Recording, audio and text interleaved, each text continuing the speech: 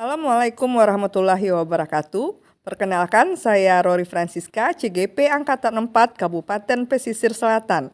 Pada kesempatan kali ini, izinkan saya membagikan video aksi nyata budaya positif Modul 14. Selamat menyaksikan.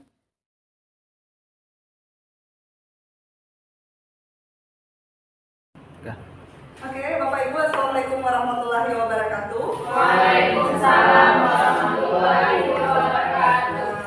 Sekarang Bapak Ibu hebat, saya senang sekali ya kita udah berkumpul di ruangan kita ini dengan program sosialisasi guru penggerak angkatan 4 di SMA Negeri 3 Painan ini. Nah Bapak Ibu, seperti yang udah Bapak Ibu lihat, pada slide saya ini adalah pengibasan Ki Hajar Dewantara dan Budaya Positif CGP Angkatan 4 di SMA Negeri 3 Painan. Nah,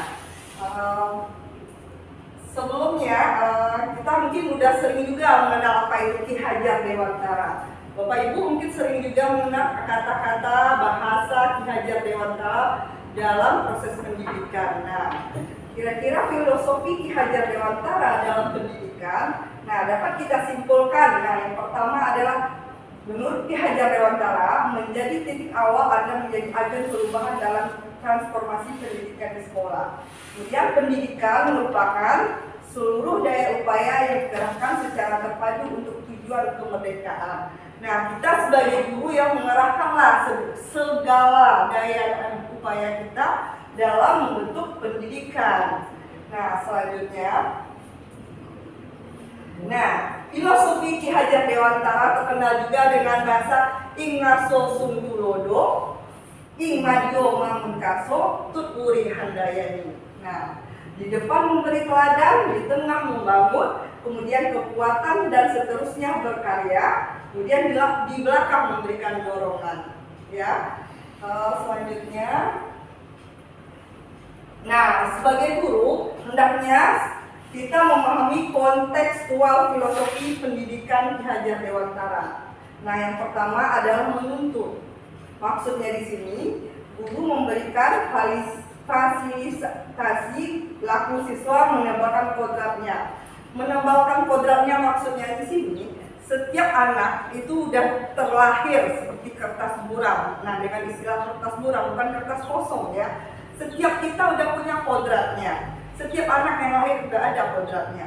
Misalnya contoh di pelajaran saya ini, setiap anak udah dari lahir udah memiliki suara yang bagus. Mungkin dengan menebalkan kodratnya, dengan menuntun di sini, kalau di dalam pelajaran musik, anak tersebut mungkin levelnya kalau paling tinggi 10, kalau kita menuntunnya mungkin bisa level 10. Kalau suaranya udah lahir dari lahir itu udah bagus ya. Dan bakat seninya, contohnya melukis juga ya Bapak Ibu ya.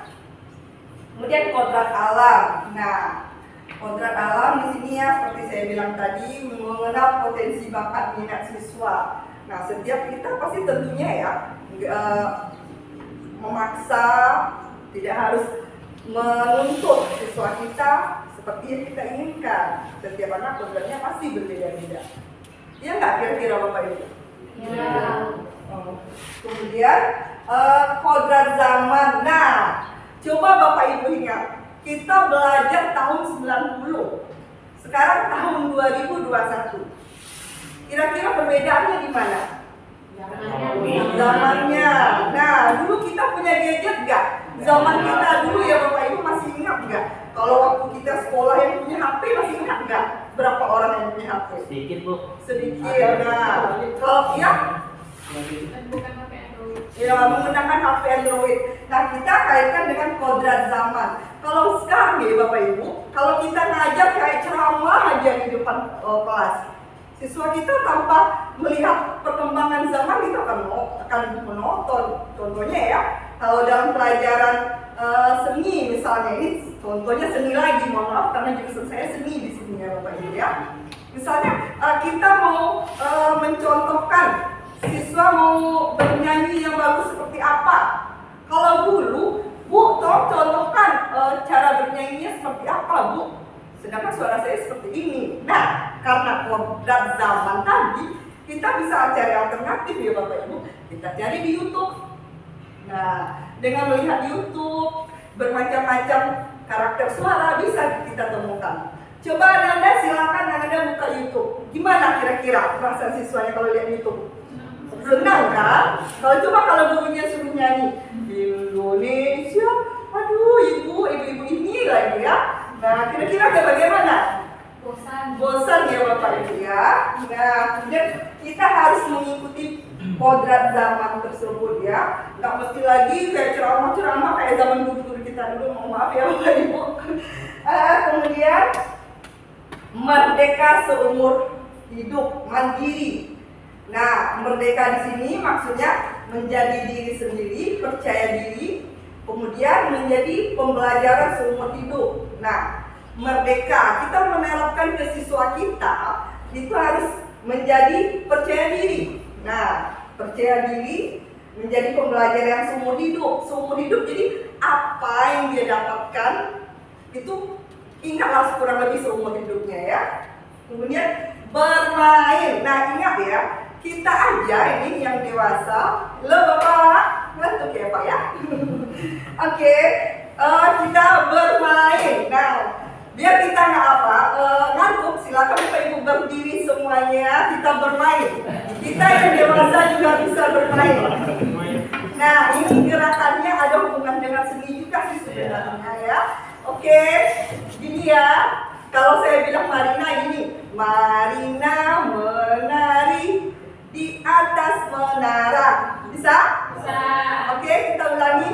Marina menari di atas menara, di atas menara, Marina menari. Oke.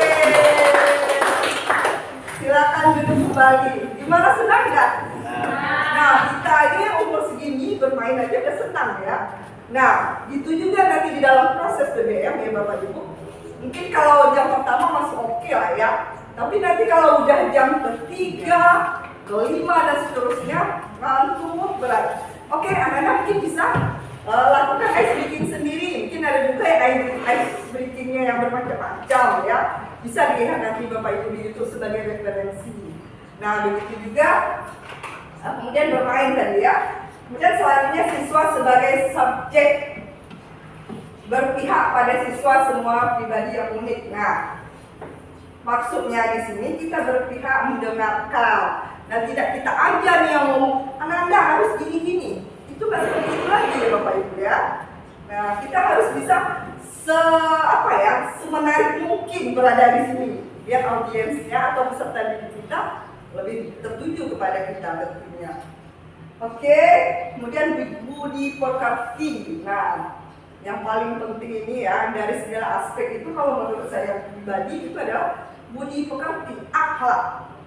Nah, dimanapun kita berada, budi pekerti yang paling penting. Rasanya kalau menurut pendapat saya, jadi kemampuan intelektual itu akan mengikuti kalau budi pekertinya udah bagus. Ya, Bapak Ibu. Kemudian selamat dan bahagia. Nah, tentunya dalam proses pembelajaran kita pasti tentunya akan membimbing siswa kita dalam proses pembelajaran yang berbahagia ya. Mungkin apalagi kalau pelajaran matematika, ini contohnya ya, maaf ya Bapak Ibu kalau ada guru matematika di sini ya. Datang aja ini suara sepatu ibunya, aduh takut nih siswanya. Nah, mungkin kita harus merubah paradigmanya ya. Bagaimana bahagia dengan bermain. Nah, aspek segalanya itu tentunya akhirnya kebahagiaan. Dengan kebahagiaan tentunya apa yang kita sampaikan akan melekat dalam pikiran Anda kita. Oke Bapak Ibu, paham sampai di sini? Maaf ya Bapak Ibu, mungkin maksud di sini kita berbagi, bukan maksud mengajari. Karena kita di sini rasanya SMA Negeri 3 Pahit ini rasanya kita udah menjalani semuanya, tapi mungkin lebih mengingatkan kembali ya, kurang lebih ya Bapak Ibu ya. Nah, kita masuk ke dalam pendidikan dan pengajaran. Nah, mungkin di slide saya bisa Bapak Ibu lihat. Selama ini mungkin saya pribadi antara pendidikan dan pengajaran itu menurut saya sama aja, tapi ternyata berbeda loh. Nah, pengajaran ternyata adalah bagian dari pendidikan. Jadi pengajaran bagian dari pendidikan, bukan kebalikannya malahan. Nah, sedangkan pendidikan adalah memberi tuntunan terhadap segala kekuatan kodrat yang dimiliki oleh anak. Nah, oke, Bapak Ibu, selanjutnya mungkin saya sedikit ada contoh sebelum kita melanjutkan nah, di sini saya mungkin dalam proses pembelajaran sebelumnya.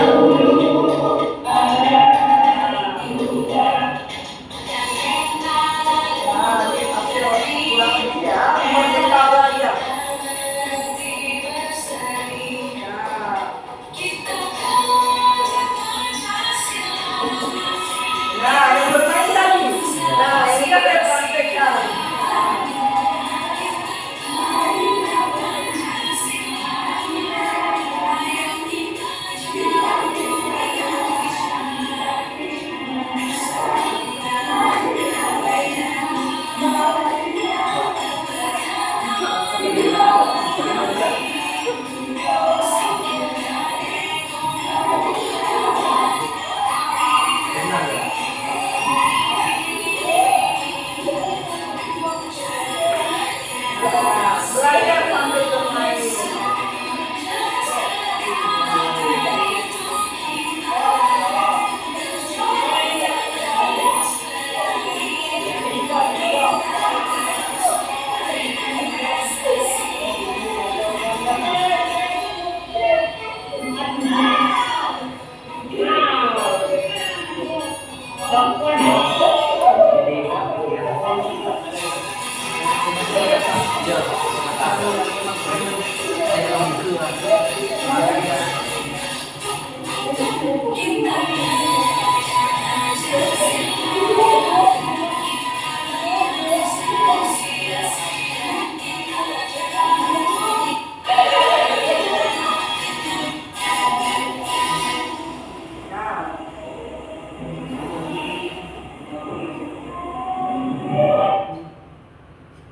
Nah, mengikuti kodrat zaman. Kalau dulu kita lihat pameran itu kan pergi ke taman budaya. Nah, kalau sekarang udah bisa secara online ya Bapak Ibu ya. Nah, kita juga harus sebagai guru mengikuti kodrat zaman. Nah, nggak gaptek lah istilahnya ya Bapak Ibu ya. Kalau dulu kita kan pergi ke mana gitu mau lihat pameran. Kalau sekarang udah bisa online. Nah, ini kurang lebih ya pameran digital. Mengikuti kodrat zaman. Ini hasil-hasil karya siswa kita. Nah,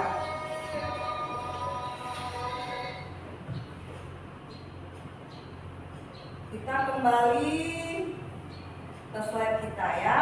Nah, tadi kita tinggalkan ini. Nah, sebenarnya itu tadi rangkuman kontekstual filosofi pendidikan pelajar dewantara. Video yang saya cuplikan tadi, mungkin mudah-mudahan nanti dengan melihat cuplikan tadi mungkin kita tergerak, mungkin nanti melakukan perubahan. Walaupun di sini kita rasanya untuk SMA Negeri 3 Painan ini udah berubah nih dari awal sampai akhir, kayaknya sekarang udah mulai perubahan di SMA 3.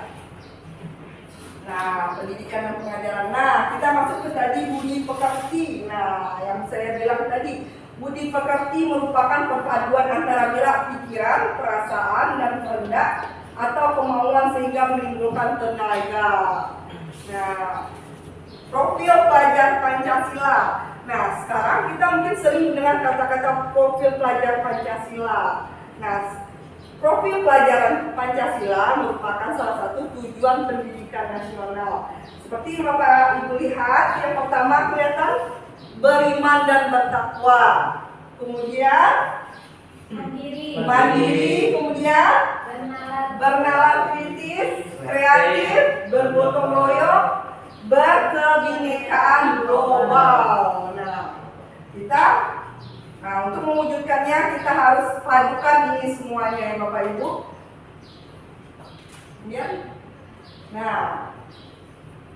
Kemudian pendidikan adalah tempat bersemainya benih-benih kebudayaan dalam masyarakat. Nah, kita mungkin tahu ya, dalam proses pendidikan kita tahu kalau murid kita itu sebenarnya adalah benih. kita sebagai petani. Nah, bagaimana posisi kita menempatkan benih tersebut? Kalau benihnya di tempat yang subur, nah insya Allah siswa kita atau peserta didik kita akan menjadi sesuatu yang bisa kita banggakan. Nah, kemudian tentunya dalam pendidikan tentu adalah pendidikan dasar itu adalah keluarga. Nah, selain keluarga inti, karena kita SMA Negeri 3 Painan adalah sekolah boarding, keluarga kedua siswa kita adalah asrama. Nah, bagaimana kita membimbing anak kita di asrama itu akan kelihatan juga nanti bagaimana di sekolah, karena unsur ini saling keterkaitan, ya Bapak Ibu ya. Nah, bagaimana kita nanti memperlakukan mereka di asrama. Nah, seperti yang saya bilang tadi, tujuan pendidikan menuntut segala kodrat yang ada pada anak agar mereka dapat mencapai keselamatan dan kebahagiaan yang setinggi-tingginya baik sebagai manusia maupun sebagai anggota masyarakat. Nah, tadi profil pelajar Pancasila, peran dan nilai guru penggerak.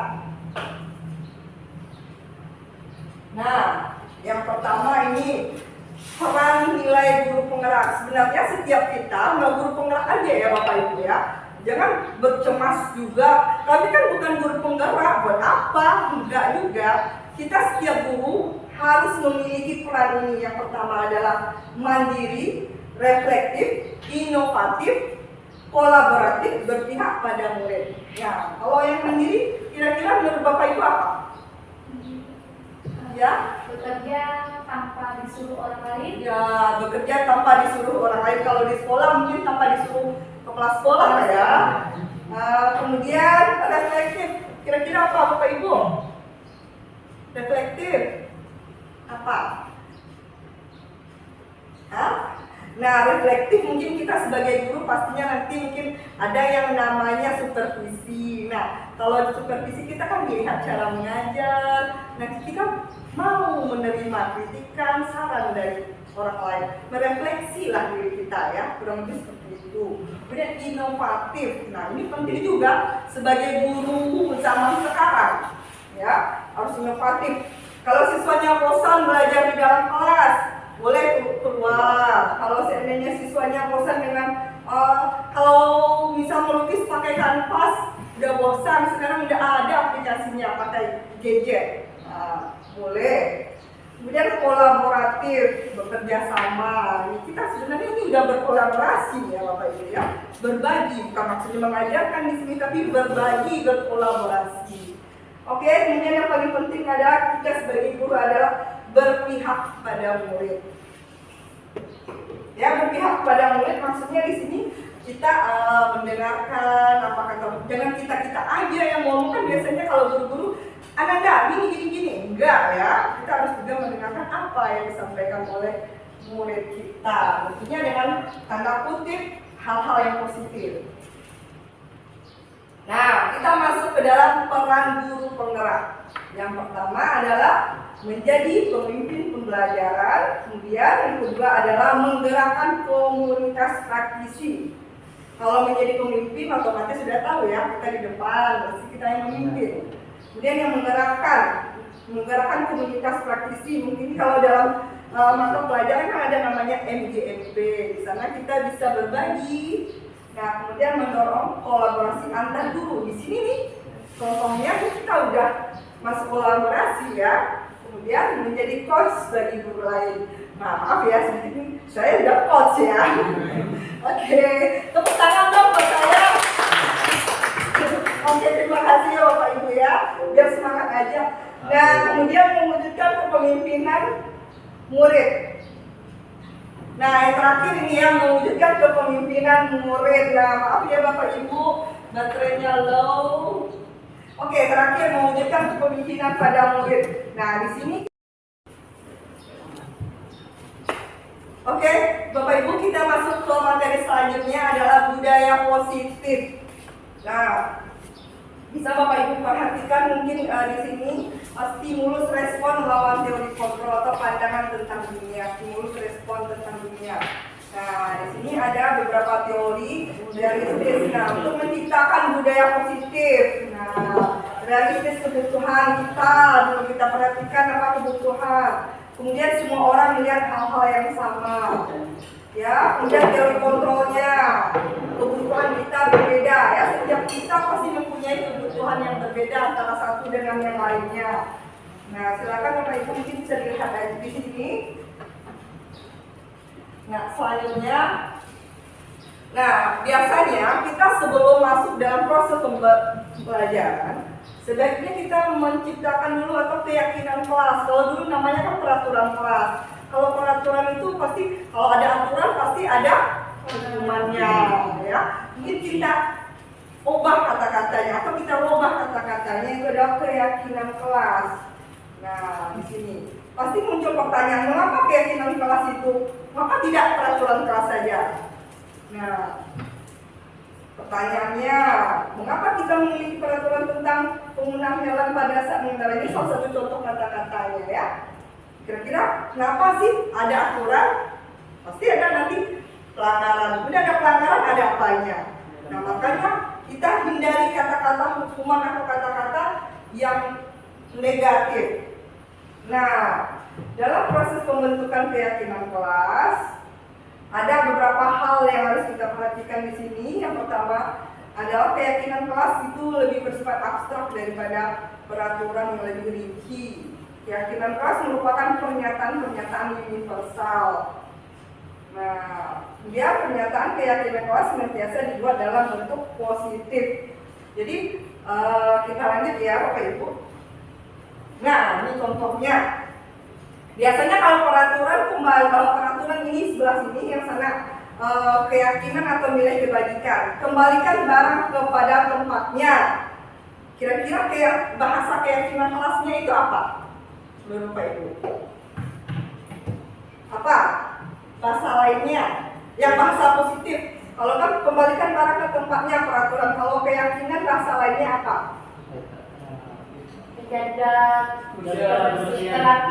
Menjaga kerapian. Kemudian dilarang mengganggu orang lain. Kira-kira kalau dilarang itu dilarang begitu ya. Tapi kalau bahasa positifnya kira-kira apa? Saling menghargai. Nah, Bapak Guru hebat semuanya di sini ya.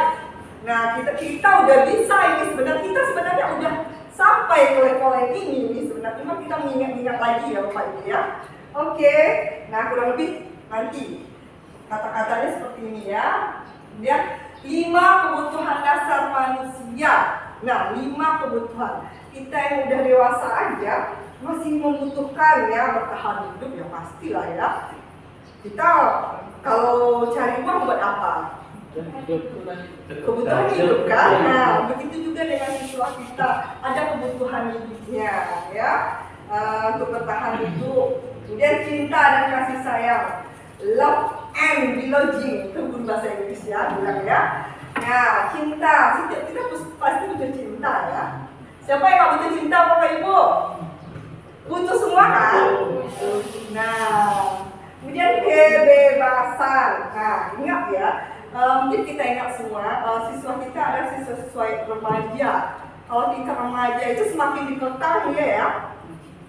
Semakin frontal, ibaratnya kalau kita lagi main layangan, tarik ulur. Nah, itu juga kalau di asrama, oke, Ananda, nah boleh Ananda seperti ini, tapi gini-gini. Kita ciptakanlah budaya positif, kemudian kebebasan ya, kemudian kesenangan tadi. Seperti saya bilang tadi, bermain dulu. Mungkin kalau di asrama kita mungkin sebelum tahfiz kita melakukan refleksi dulu dengan cara-cara permainan yang mungkin tebak apa gitu. Tebak-tebak nama Nabi deh, paling sederhana.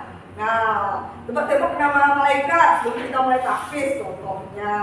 Oke, kemudian kesenangan tadi ya, kekuasaan.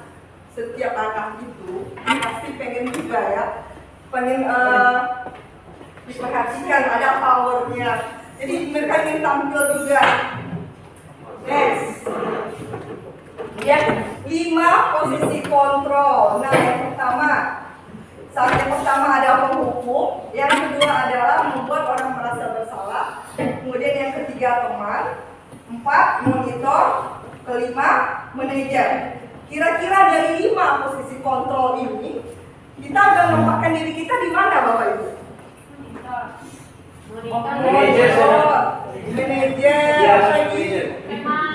Teman, apa lagi? Penghukum masih ada nggak? Masih ya. Saya sering kok. Oh sering ya Bapak ya. Kira-kira di saat kapan Bapak menjadi penghukum? Saya kesal bu. Ada.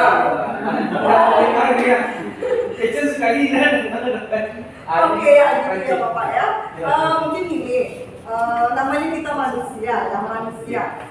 Sebaiknya 5 posisi kontrol ini kita bisa menempatkan diri kita mungkin mulai dari teman dulu. Sebelum tentunya kita manusia saat kita udah memposisikan diri sebagai teman ya Pak ya. Udah sebagai monitor, udah sebagai manajer, nah tapi akhirnya siswa masih apa juga? Masih ada juga yang merasa memberontak. Nah, jadi kita posisikan diri kita sebagai penghukum. Oke? Nah, masuk ke dalam segitiga restitusi. Nah, segitiga restitusi adalah sebuah cara menanamkan disiplin positif pada murid. Nah, menanamkan proses positif ini kita sebut dengan segitiga restitusi. Nah, mungkin di sini saya akan coba perlihatkan beberapa kasus ya. Di sini sebentar ya Bapak Ibu. Oke. Nah, ini ada kasus mungkin yang bisa Bapak Ibu lihat. Nah. Oke Bapak Ibu, terima kasih mungkin hasil diskusi kita pada pagi hari ini mudah-mudahan bermanfaat. Di sini saya bukan maksudnya mengajari Bapak Ibu, tapi kita berbagi. Jadi mudah-mudahan hasil kita pada pagi hari ini dapat kelak nantinya berguna bagi anak bangsa dan terciptalah merdeka belajar dan profil pelajar Pancasila. Terima kasih atas semua. Saya yakin semuanya siswa guru hebat akan menciptakan generasi hebat. Terima kasih. Assalamualaikum warahmatullahi wabarakatuh. Tepuk tangan.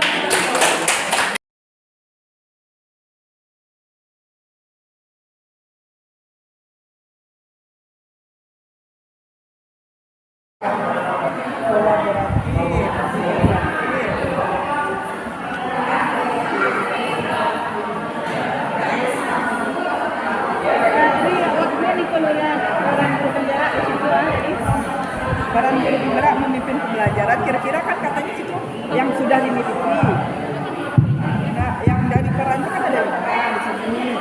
Misalnya yang sudah dimiliki aja kan ini. Yang memimpin pembelajaran juga. Ya, komunitas praktisi. Bunda biasa ada Boleh. Malado. Boleh. Nah, coba ini umum ya. Komunitas praktisi itu mana contohnya? Nah, komunitas mungkin dibaca di sini mimpi mengharapkan komunitas praktisi dengan sekolah di wilayahnya seperti menerapkan Pancasila komunitas belajar Sesuai dengan kemampuan dan bakat anak. Sesuai dengan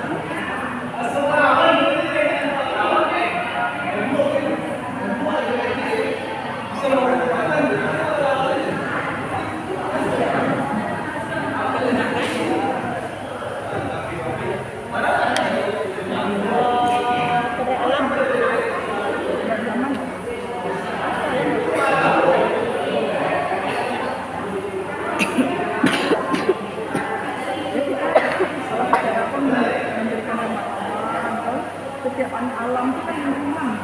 Jadi setiap anak itu kan dibesarkan dengan keterampilan alam. Contohnya ya mereka anak yang dikuasai yang dari Indonesia otomatis di dalam pendidikan itu berbeda apa yang kita mau jadi tidak penerapannya.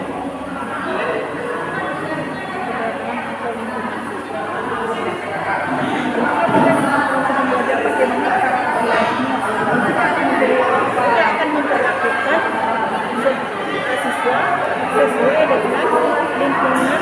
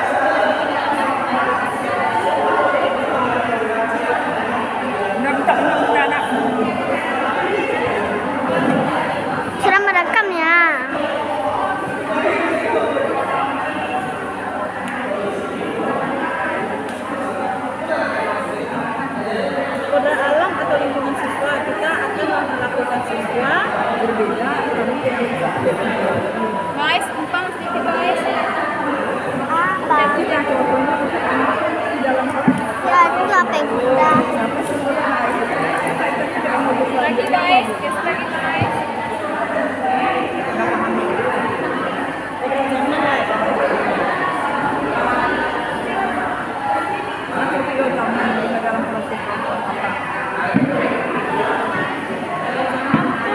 Era digital di sana. Karena yang benar-benar tidak berkecuali di sana. Kalau gue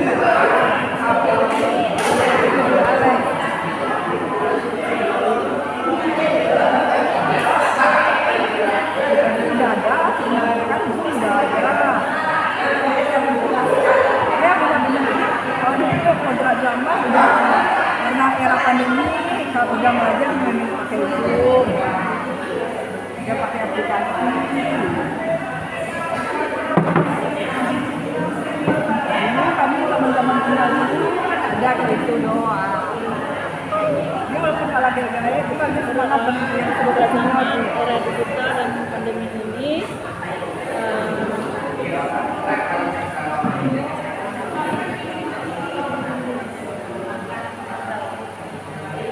Apa namanya Zoom meeting,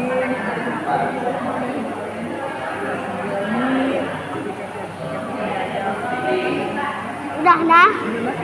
ini sudah masuk ke dapur kan. Beda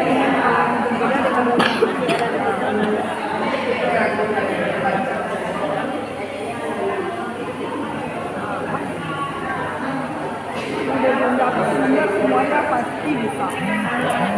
Iya, serius belum ada Dah mati nih. mungkin bisa lebih membuat ringkasan bermakna dahulu kan sudah pernah iya, tapi mungkin lebih aplikasi-aplikasi yang Foto lebih foto dari apa yang terlibat paling kemudian ini apa lah melengkapkan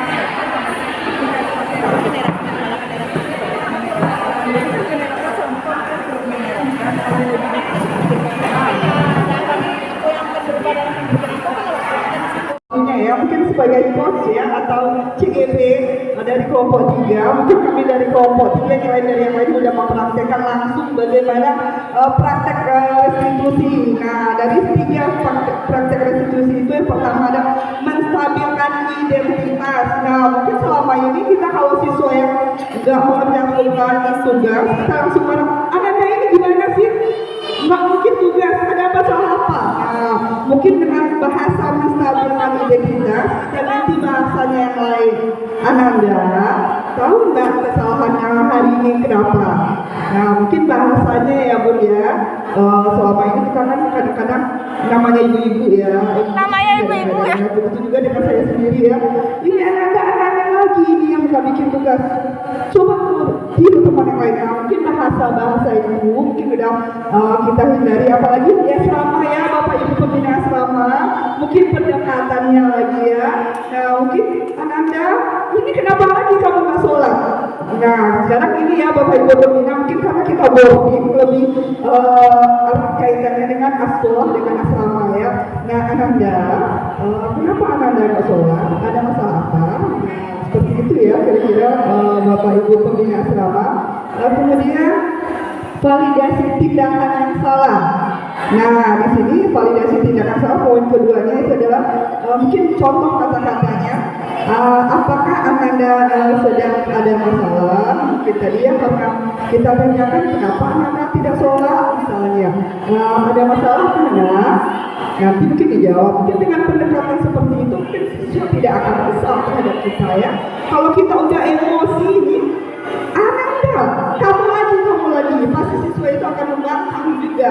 Kemudian poin ketiga adalah menanyakan keyakinan. Nah, seperti yang sudah dipraktekkan oleh Bunda tadi, oke, dengan kasih sayang ya, dengan kebutuhan tadi, rasa kasih sayang. Oke, Ananda, kira-kira ke depannya Ananda seperti